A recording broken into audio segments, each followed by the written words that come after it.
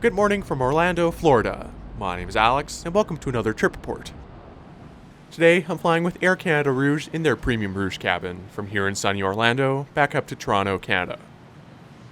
First things first though, it should be clear. This was filmed in December 2019, so things don't quite look the same these days, and neither does the Rouge fleet. Also, the eagle-eyed among you may have noticed I've now opened up channel memberships. If you'd like to support my work on YouTube in other ways, with some added perks, you can click the join button to find out more. Air Canada Rouge is Air Canada's vacation brand, and at the time flew a fleet of A320 family aircraft and 25 Boeing 767s, which is what I'm flying on today. However, these 25 aircraft were all retired from passenger service in spring 2020, along with all of the mainline 767s. So, unintentionally, this was actually my very last flight on a Canadian-registered Boeing 767. With Rouge having recently restarted operations though, I figured now would be a good time to share this trip and look back on the good times. Orlando International Airport has a very unique terminal design. Essentially, there's one central building for check-in, baggage, and security, and then you hop on these people mover systems towards the actual departure gates. They also provide quite the view on parked aircraft, but you sadly can't ride them back and forth from these gates without having to re-clear security. I know I could have spent plenty of time doing that. Unfortunately for premium passengers though, the only two lounges in this part of the terminal aren't partnered with Air Canada. There's this one and a Delta Sky Club nearby. There is a United lounge at the airport, but it's in another terminal entirely, and again you'd have to re-clear security. Slightly disappointing, but it left more time for some spotting from the windows.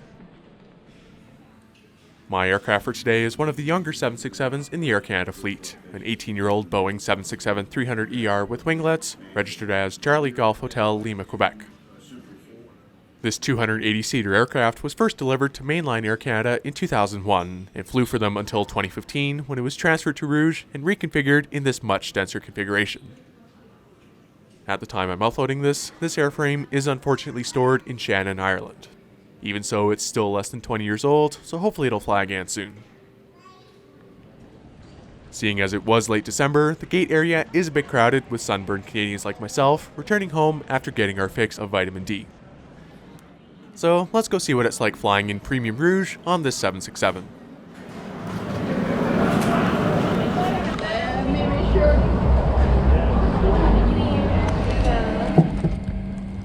The Premium Rouge cabin has 4 rows in a 2-2-2 configuration in these North American business class style recliners, and my seat for this 2-hour flight north is 4A. Waiting at each seat was a pillow and water bottle. The legroom in these seats is pretty nice for a tall person like myself. There's also a footrest, which was a little tricky to work, as well as plenty of storage space. The headrests are all adjustable, and there's a coat hook on the side of the seat as well. You'll find the tray table in the armrest, as well as the call button, lights, and a little table in the center armrest. There are also 2 power ports between the seats. One surprising thing is there aren't any air vents. I know that some newer aircraft don't have them to save weight, but I wouldn't have expected them to be removed entirely on an 18-year-old 767. As boarding continued, the very friendly cabin crew handed out menus, as well as these iPads for in-flight entertainment, and I'll go over that once we're in the air. The covers on the iPads slide right into the seat in front for an admittedly low-budget alternative to IFE screens, but not a bad one by any means. It'll be about 2 hours and 30 minutes gate to gate. When we arrive in Toronto, I wish I had better news for you, but it's not a very nice day there. It's cloudy, it's snowing, it's windy. Only thing good about it is that the temperature is just above zero at 1 degree Celsius. In the meantime, here's our departure from Orlando, off of runway 35 left.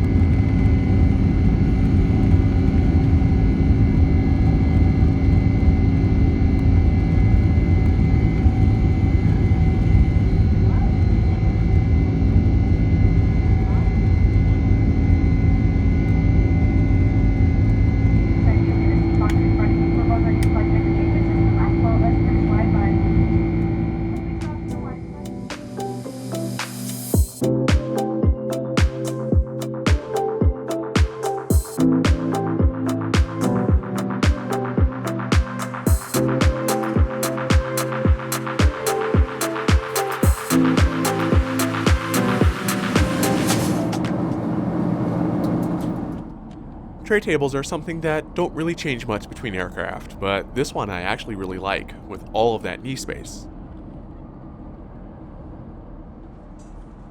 Shortly after takeoff, the crew came around with Canada Customs forms and hot towels. As far as the in-flight entertainment goes, these tablets are complimentary for Premium Rouge passengers, but you can also rent them for use in economy.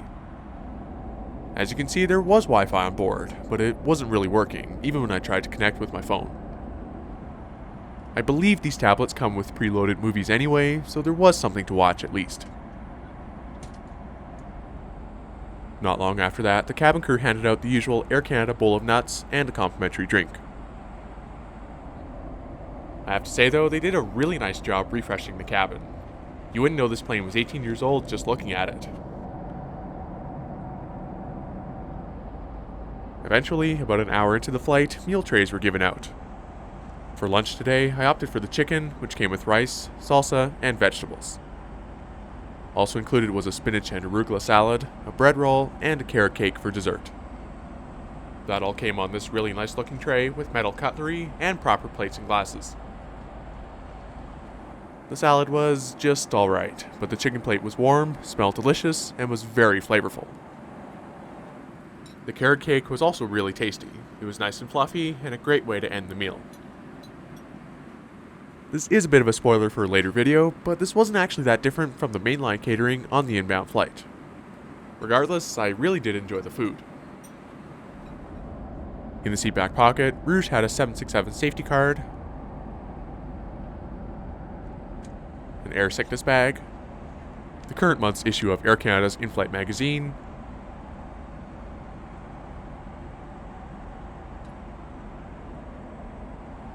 as well as this Aeroplan promotion.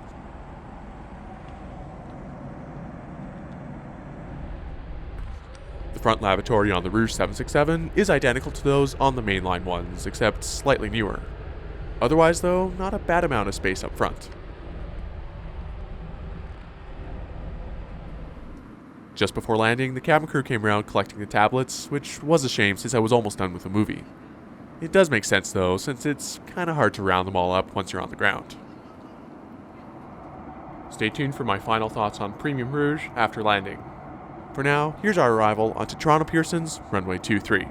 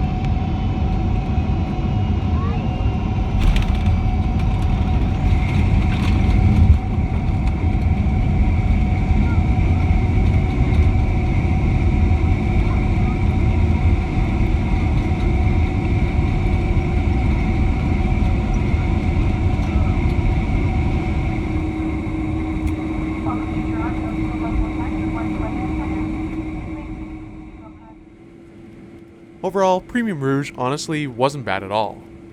On a short transborder flight like this, I found the service wasn't actually too different from mainline North American business class. Although mainline business is, more often than not, a better experience, Premium Rouge was pretty enjoyable. The cabin crew were so friendly, the seats were comfortable enough, and the food was delicious.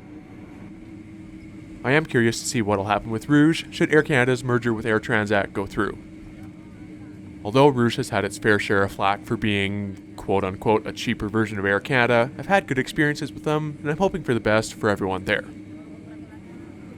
I will miss the 767s too. Although this one was no longer in mainline paint, they did revolutionize transatlantic air travel for Canadians. I wasn't planning for this to be my final Canadian 767 trip, but it was a good flight to end the 767 era on.